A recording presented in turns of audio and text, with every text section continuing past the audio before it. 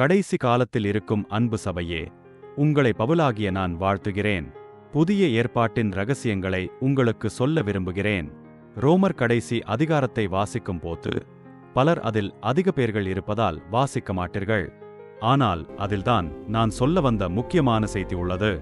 அதிகமாய் சுவிசேஷ விஷயத்தில் உதவி செய்த கெங்கிரேயா ஊர் சகோதரி பெபேயால், சுவிசேஷ வேலைக்காக என் பிராணனுக்காக கழுத்தையும் கொடுத்த பிரிஸ்கில்லா, ஆக்கில்லா, மேலும் எங்களுக்காக மிகவும் பிரயாசப்பட்ட மரியாள், அண்டோனிக்கே, யூனியா, அம்பிலியா, உர்பானையும், என் பிரியமான ஸ்தாக்கியையும், அப்பல்லோ, அரிஸ்தோபூலுவின் வீட்டர், ஏரோதியான், நர்கீசுவின் வீட்டார், இவர்கள் எல்லோரும் ரோமாபுரியில் உள்ள சபையில் எனக்காக தன் உயிரையும் கொடுக்க தயாராக இருந்தார்கள்.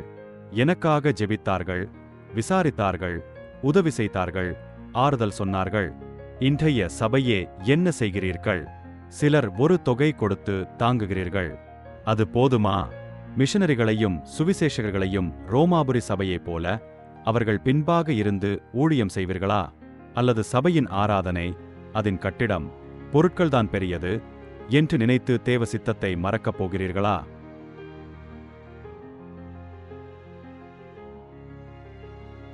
தயவு செய்து எங்கிருந்தாவது உதவி அனுப்புங்கள் ஆண்டவரே.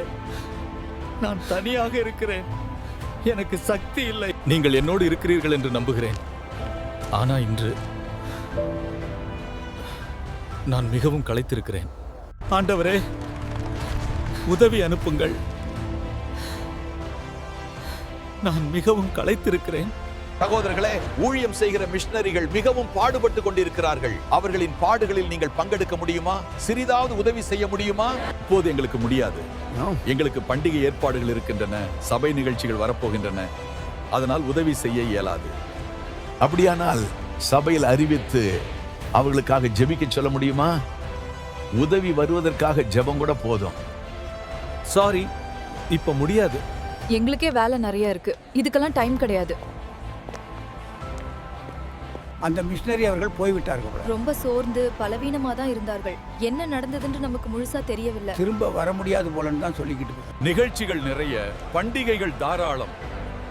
ஆனா பாடுபடுகிறவர்களுக்கு நேரமும் இடமும் இல்லை. இதுதான் இன்றைக்கு பல சபைகளில் நடக்கிறது.